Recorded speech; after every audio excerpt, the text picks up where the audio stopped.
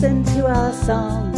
Loving nature's what we do, so won't you come along? We'll journey on together, sharing what we know, looking for adventure everywhere we go. We're Pathfinders.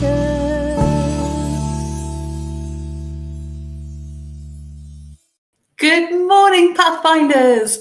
It's Monday morning. It's time for some nature adventures. Great to have you with me live this morning. Have you had a busy week? Who's had a mixture of different weather this week? Definitely me. It's been an amazing week of weather. In fact, I couldn't have predicted it better, could I, last week, making that our weather week.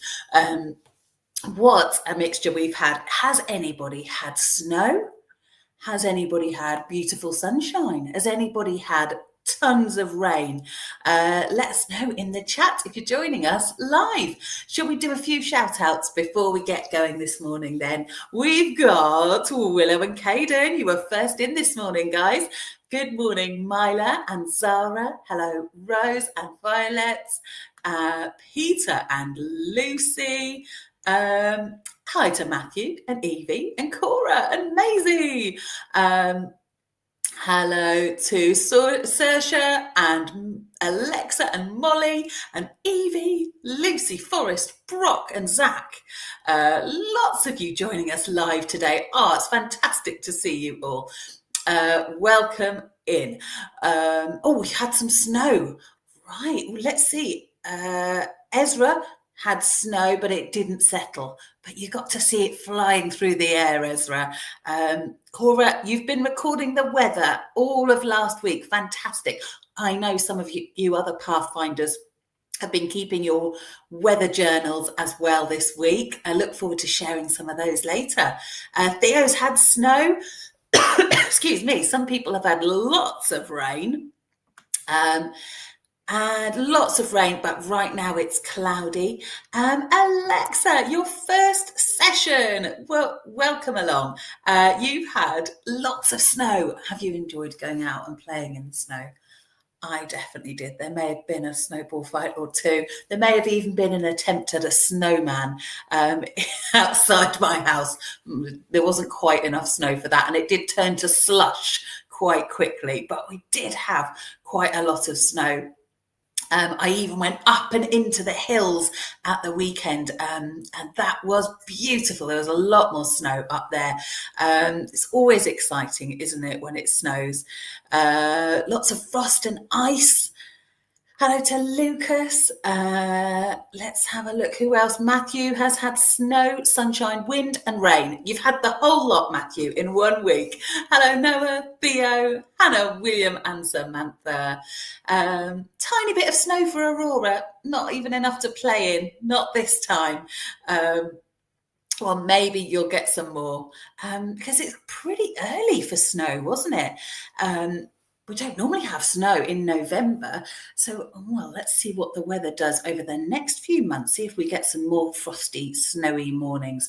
Right then, shall we dive straight into our session today? Because it's the Big Chill Challenge today. So another well-timed topic for us to investigate. And today we're thinking about how animals prepare for and survive through the winter.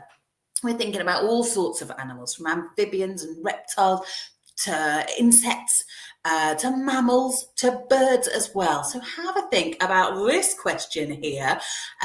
First of all, what do different animals do to firstly prepare for winter when they feel that temperature changing? What sort of animals, what actions do they take? And what do they do to make sure they survive through the winter? Have we got any thoughts on that? Have a little think. Right, Brock, you say store food. Fantastic. Yes, Brock. Can we think of any animals in particular that might do that might store their food? Maisie says they hibernate. Yeah, going into that deep sleep, slowing their heart rate down and hibernating through those colder months. Maisie, great suggestion. Can we think of any animals that hibernate? Perhaps they gather more food, yes, or they leave. Spot on. Somebody that said migration. Yeah, they may well leave. And that might mean leaving the UK altogether, going to somewhere warmer and flying further south for the winter. Or it might even be that they just migrate within the UK to a different area. They might spend the spring and summer months in one type of habitat and move into a different habitat in order to survive those colder months. So migration can mean a big journey or a small journey. Squirrels, yes, Molly. Squirrels store food. A few of you have mentioned that. Brilliant. Romilly says they sleep. They make nests. Yeah, so they adapt their own habitats, don't they? Romilly, great thought there. Building those nests, adding those layers and layers of warmth to keep that cold air out. Hedgehogs, Hamida, yes. What about badgers? Do we think they hibernate? Any thoughts on that? And storing food. Brilliant suggestions. Well done, Pathfinders. Well, that's going to be our focus for today. Let's start off by having a little look at some of those animals we've started to mention and seeing what they get up to as the chill approaches. All sorts of wildlife can be spotted throughout the year in the UK, in gardens and green spaces, along coastlines, and in urban environments too. But winter can prove particularly challenging for wildlife, and with temperatures dropping, certain species go into hibernation until warmer weather returns. The covering frost, ice or snow can make it difficult to source food. Many types of wildlife rely on sourcing food from their natural habitat. Changes to these habitats as the seasons change can force animals to adapt their diet, their habitats, or their behaviour to seek the nutrients that they need. UK animals use a mix of strategies to cope with falling temperatures and limited food. Let's find out about some of them. Hedgehogs, dormice and bats all hibernate. They go into a deep sleep. Their body temperature drops and their heart rate and metabolism slows. Most try to double their body weight before hibernating, with their fat stores acting as both fuel and insulation to keep them warm. Badgers, squirrels and frogs go into a state of torpor. This is a short-term period of low activity to conserve energy when the weather is too harsh to venture out, kind of like a mini hibernation. Foxes, deers and owls rely on staying active, and their thick fur and feathers keep them warm.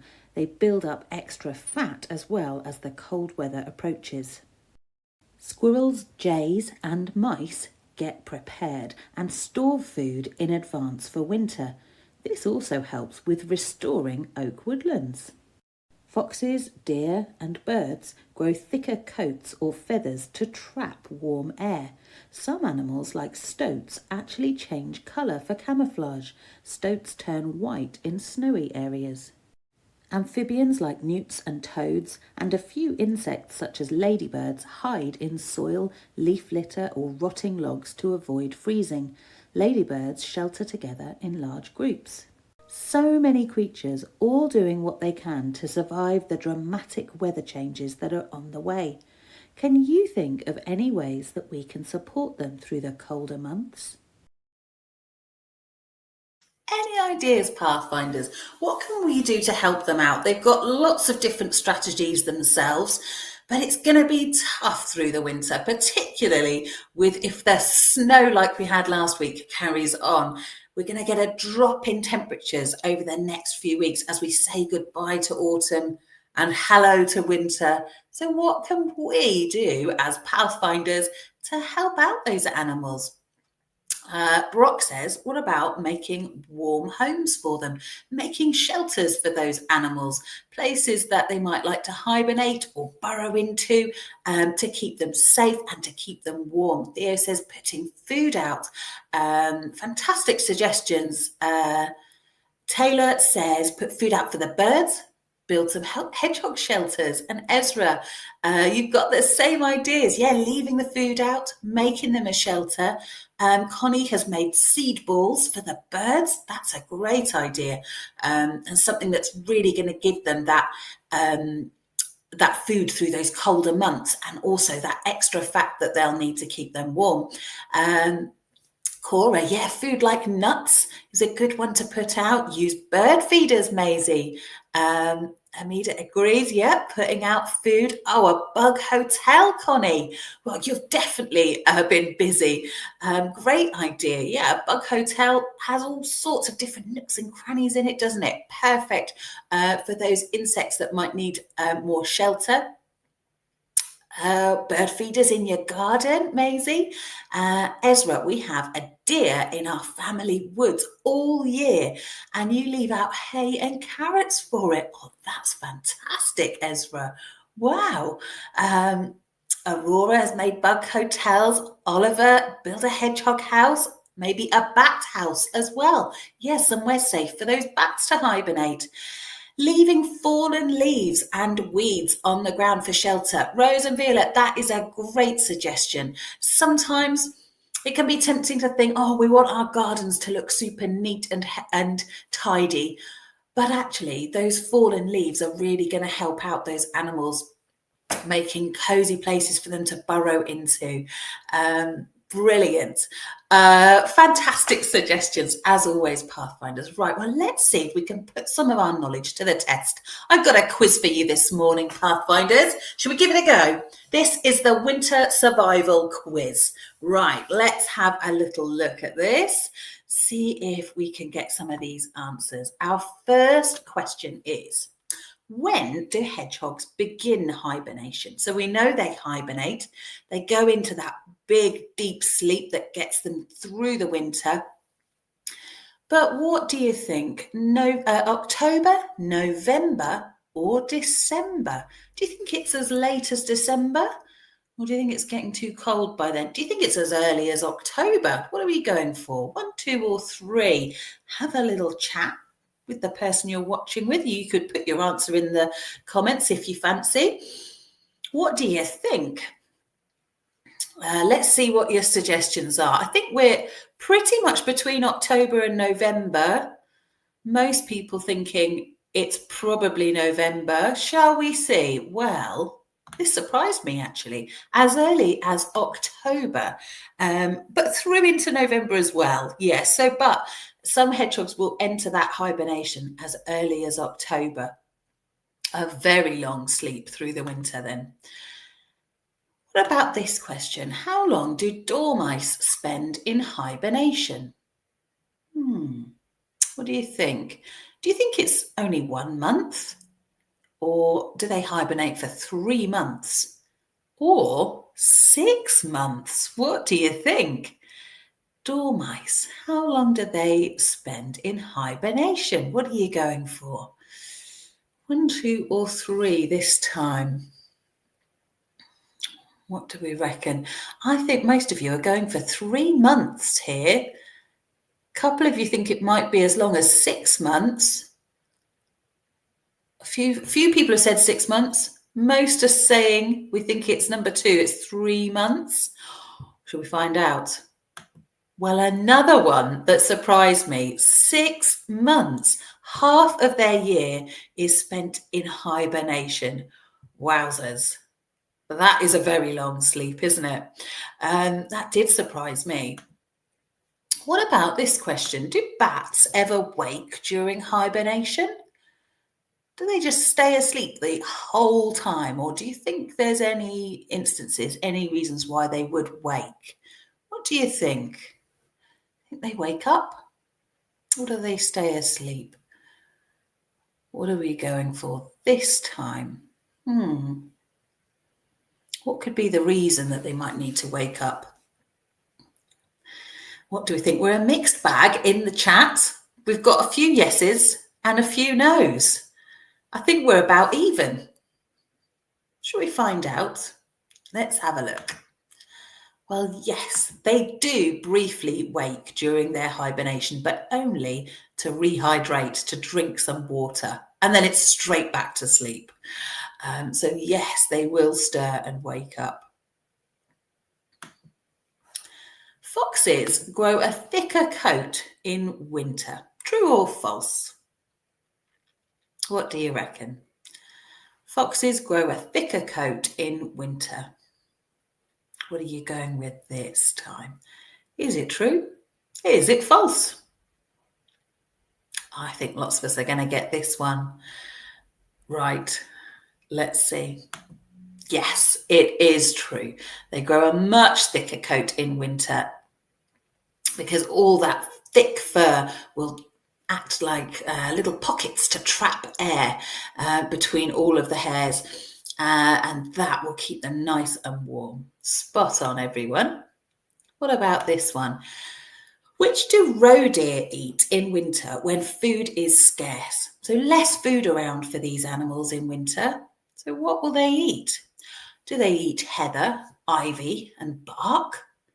Slugs, woodlice and worms? Or moss, nettles and pine cones? What do you think to this one? Have a think about which one of those there would be through the winter. That might help give us a clue. What would there still be access to? Do you think it's heather, ivy and bark? Do you think it's slugs, woodlice and worms? Or do you think it's moss, nettles and pine cones? Okay, we've got maybe 3, some people think, or maybe 1. I don't think many of you have gone for 2. What are we going with? Oh, it's a total mixture now. A few people are saying 2. Oh, we can't quite decide on this one. Shall we find out? Well done if you went for number 1, heather, ivy and tree bark as well. And I suppose those 3 things are still going to be around in winter. They're evergreen, aren't they? So I suppose we'd see those in winter, and they don't suddenly start eating animals and eat slugs and woodlice and worms. Let's try another. Frogs, toads and newts. Well, they seek out muddy ponds, compost heaps and log piles, and they enter a semi-hibernation, waking only if the temperature rises. But what is this cold-blooded version of hibernation called? Is it called trepidation, brumation, or amphibiation? What do you think it's called? So this is a specialist word for those cold-blooded creatures. I mentioned it earlier in the video, torpor, and that's more for mammals and birds. But if we're talking about frogs, toads and newts, we tend to use this word. But is it trepidation, brumation, or amphibiation? What do you think?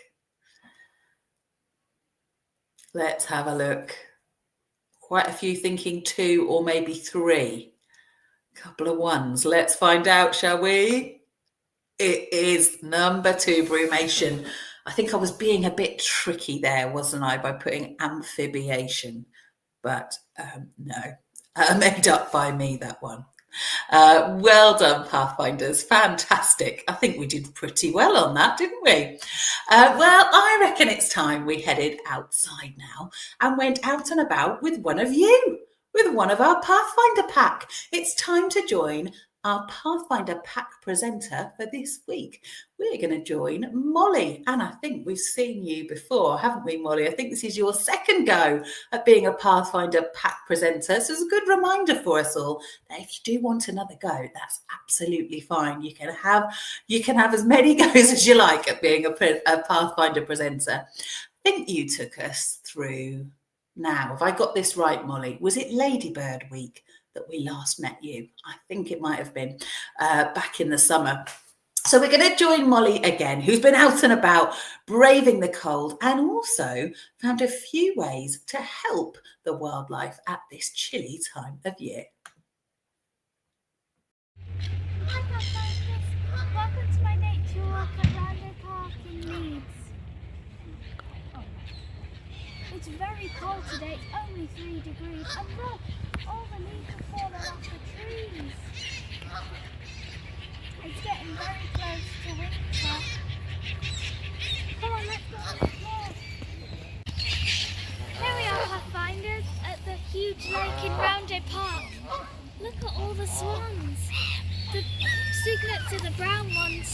got white feathers. As they're starting to get white feathers as they get older.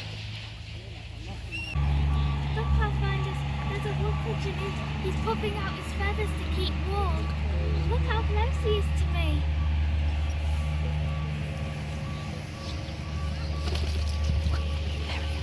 There he goes. Other things birds do to keep warm in winter is shelter in thick bushes or tree holes or nest boxes. Look, Pathfinders, I found a big tree with holes in it. I wonder which birds nest in there. Look, Pathfinders, I found another big hole in the tree for the birds to shelter in. Other things that birds do to survive in the winter is to huddle together to share their body heat. Some birds, like robins, fluff up their feathers to keep warm or grow more downy feathers as another way of keeping warm. Certain small birds slow their heart rates and lower their body temperatures to save energy. Look at the nest the birds have built ready for winter. Thank you for coming on my nature walk. Come and join me at my house. Bye! Hi Pathfinders, today we're going to be making fat balls so the birds have enough food for winter. You will need empty coconut shells to put the fat balls in, a block of lard, the good stuff, mealworms, raisins and birdseed. First step is to melt the lard over a low heat. Now I've put some birdseed and mealworms in the jug. I'm going to mix in some raisins.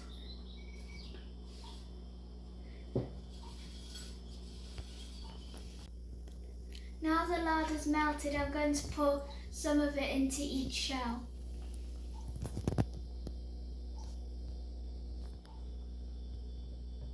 Now I'm going to pour some of the raisins, mealworms and birdseeds into the shells.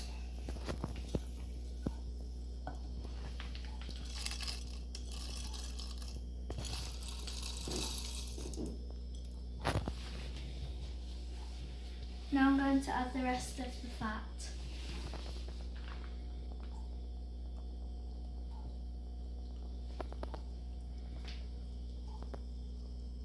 Now leave the fat balls to set for a couple of hours, then we'll hang them up in my garden. Here we go, Pathfinders.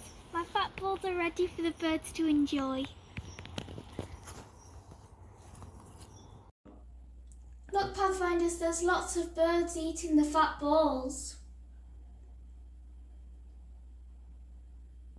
I'm also going to fill up the bird feeder with bird seeds.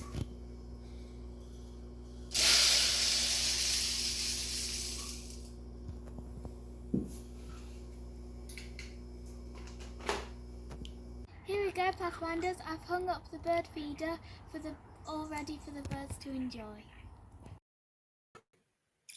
Well done, Molly. A huge thank you to you for such a lovely video. And I'll tell you what, if you're a bird, Molly's garden is the place to be, isn't it? That was awesome. You've really looked after the local birds this winter. They're going to absolutely love that. Thank you so much for taking us through that. And I loved your chef's hat and your apron. Another great nature walk. And remember, Pathfinders, if you think, oh, I'd quite like to do a nature walk, then this is what to do. Ask your grown-up to email me, kirsty.dorling@twinkle.co.uk, and I will send you the form that you need to complete to be a Pathfinder Pack presenter. We're pretty chock-a-block through till probably around end of February time. We've got gaps coming up then. And even if you've done it before, like Molly, and you think, oh, I fancy a different topic, then have another go. So a big well done to Molly, and you're getting lots of lovely comments from your Pathfinder friends in the chat who really enjoyed watching that. So thank you for making it for us. Right then, Pathfinders, I think it's time we learned some more about those birds, don't you? Let's learn a bit more together then about how birds in particular are making it through the cold weather. So we'll start off by thinking about the food chain and where different animals feature within that. So food chains start with a living thing that makes its own food. That's known as a producer. And that would be like a plant that we've got there in that diagram, which will make its own food through a process called, can we remember? Photosynthesis. And then we've got consumers. Those are animals that eat food in the food chain. And we've got predators too, which are the animals that eat other animals, which would then be known as their prey. Let's have a think about a particular bird then. Goldfinches, aren't they beautiful? Some birds, such as goldfinches, are primary consumers. These are the first consumer in the food chain. They eat eating the plant-based producer. So they just eat plants and seeds and nuts and berries and things like that. Goldfinches have an especially adapted beak for taking out seeds from thistles and similar plants, which is going to help them through those winter months when there's less food around and there's not that many berries and things around and fruit on trees to munch on. That means they can get seeds even out of spiky thistle plants in order to survive.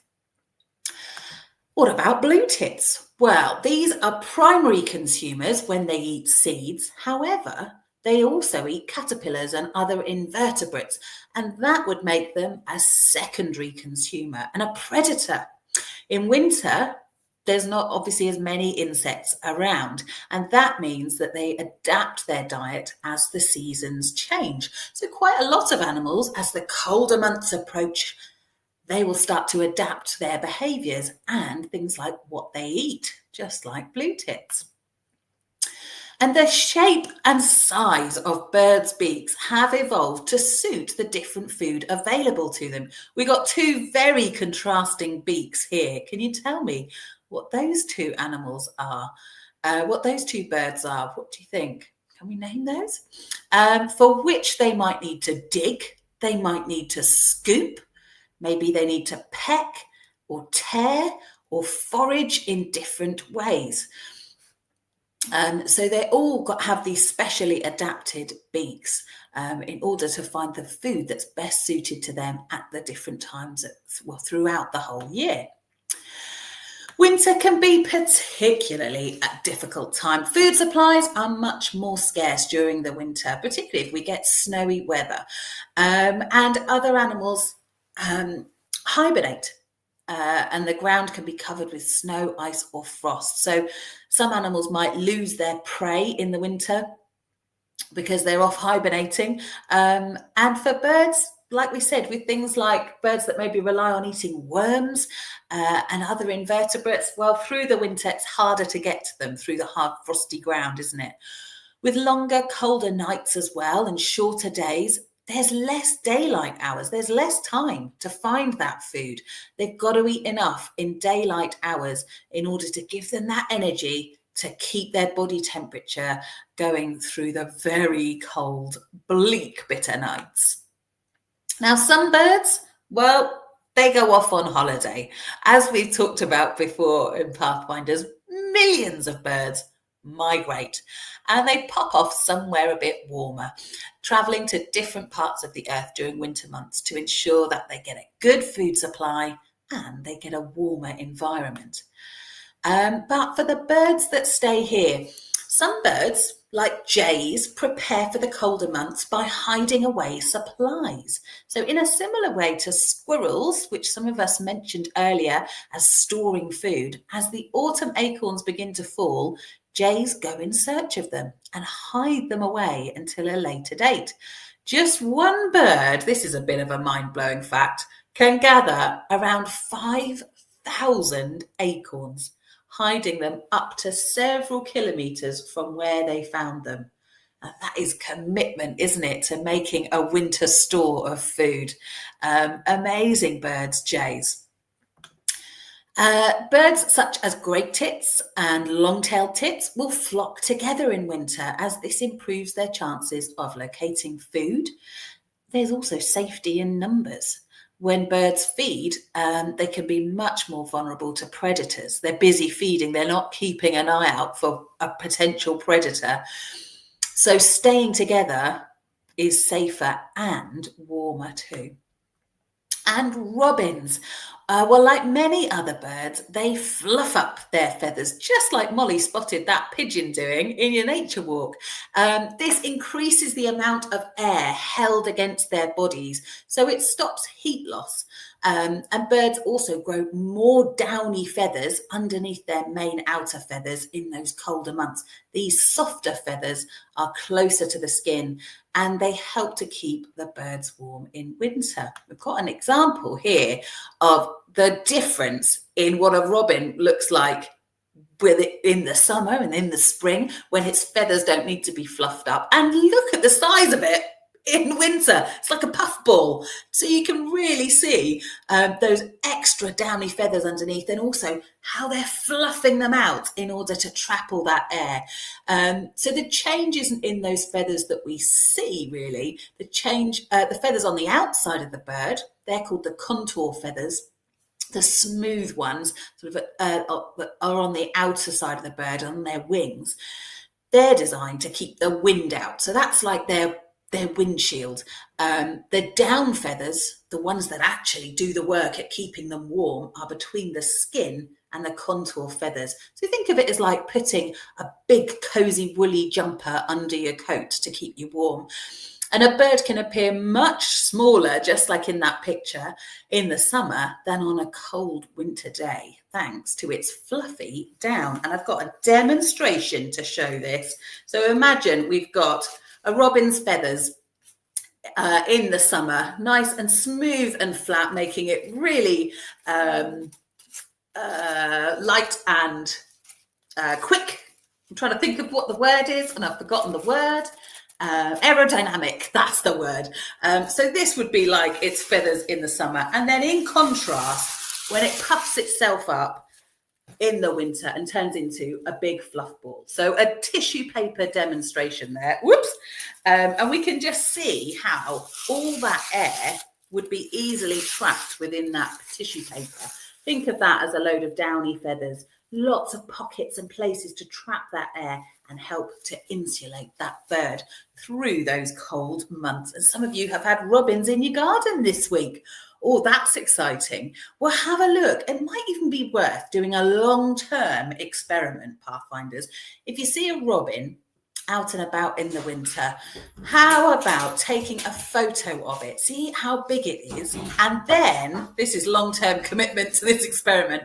Come the summer months, let's take another photo of a robin and compare them. See if we can actually see the difference with their feathers being puffed up and extra downy, or slim and streamlined. You've got a robin that comes to your garden every day and you love him. Oh, fantastic. We'll definitely pop a bit of bird food out for that visiting robin. Well done, Pathfinders. Right then, let's head on to our spot of the week this week.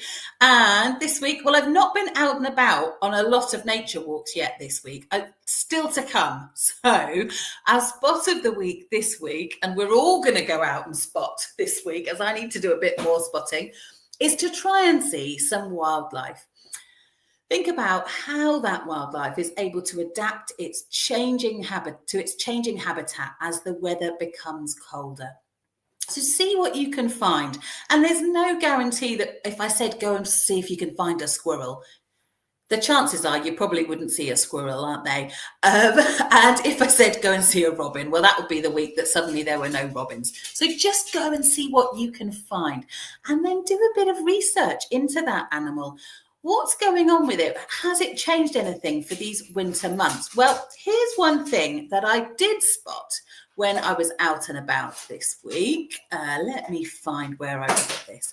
I saw a bird which does migrate but not very far.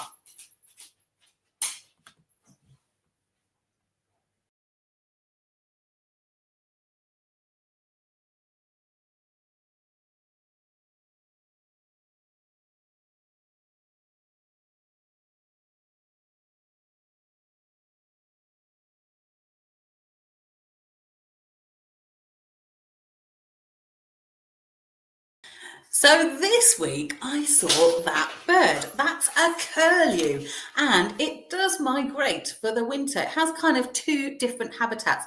In the summer months, it's much further inland.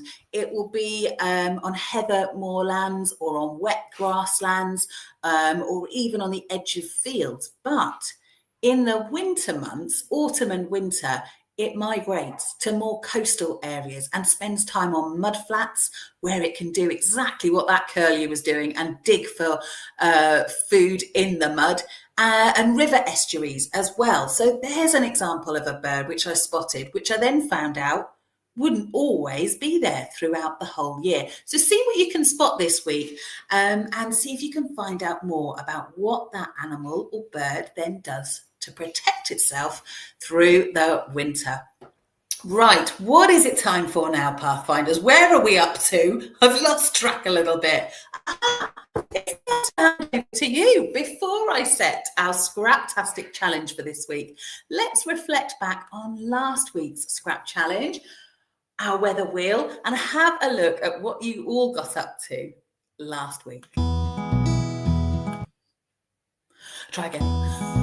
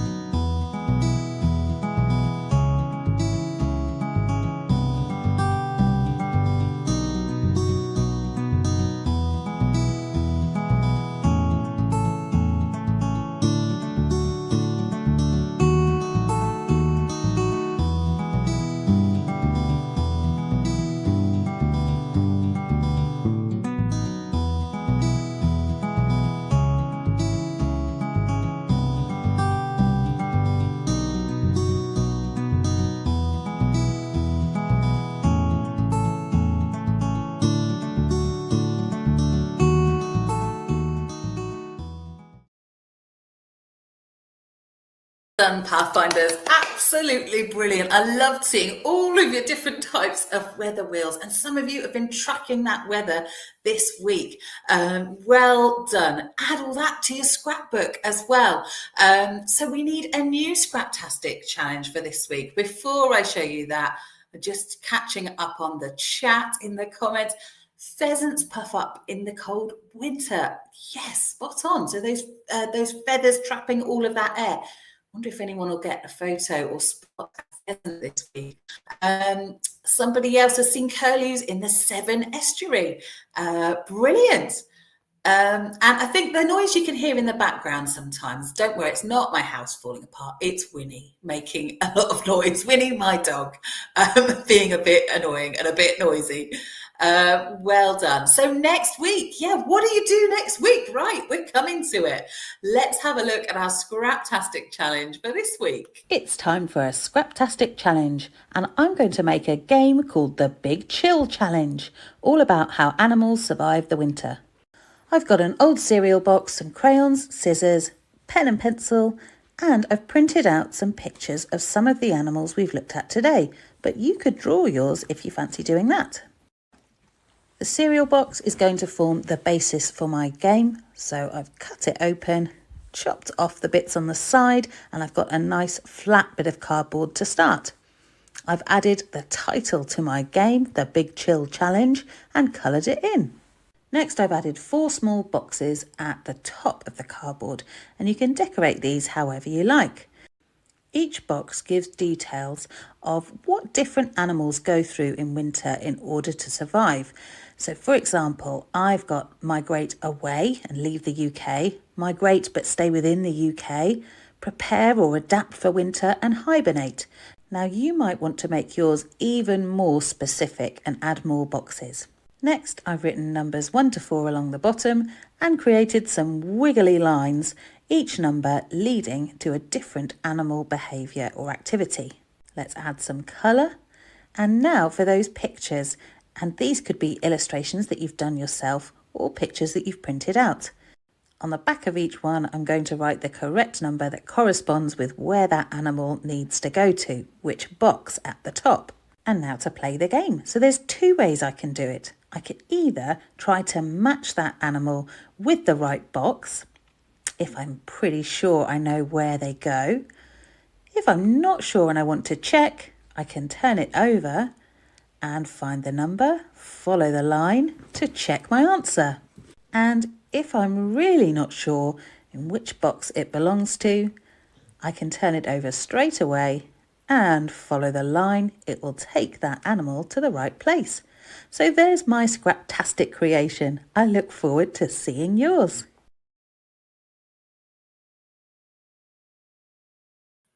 And here it is. So that's all ready to go up on display. I've kind of run out of space on the shelf. It'll have to go up on the wall. My big chill challenge game. But as always, Pathfinders, you don't have to do it exactly like that.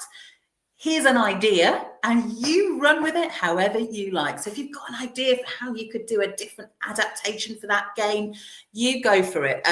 Lots of different ways that you could do it, using pictures and things that those animals are going to do through the winter. Find different ways that you could match them up and make it a bit of a game to then play with your family. You could even put some of your family members to the test, see if they can play the game with you. So, quick checklist for this week before we say goodbye for another week. Whoops. It's being a bit slow today, isn't it? Right, this week's checklist. Of course, keep adding to those scrapbooks. And I'm always really glad when you share them in our sharing post as well. So if you fancy sharing a recent page in your scrapbook, we'd love to see it. This week then, I've shared a hedgehog activity. We've talked quite a bit about hedgehogs today. They're hibernating activities. So you can download that. All these links are below this video, attached to this video. You can just head to the Pathfinders page. You'll find them all. We've got a storybook for you to colour in. And we've got this one. I thought this was quite an interesting idea. Design your own creature and think about what it eats, its habitat. Also think about how it adapts for the winter. So design your own creature. I'm really intrigued to see what you come up with for those. So have a little go at that. There we go, Pathfinders. So we've got Spot of the Week. Get out there and see what wildlife you can see. Have a go at Scraptastic creation. Check out all the extra resources that are there for you and have a brilliant week enjoying nature. Thank you very much for joining us live today. I've had a lovely morning with you all. Have a brilliant rest of your week and I'll see you all again really soon. Bye, Pathfinders. Enjoy golden autumn sunsets. Discover seeds upon the ground. On our Pathfinder adventures, there are so many treasures to be found. We'll journey on together, sharing what we know, looking after nature everywhere we go. See you soon, Pathfinders.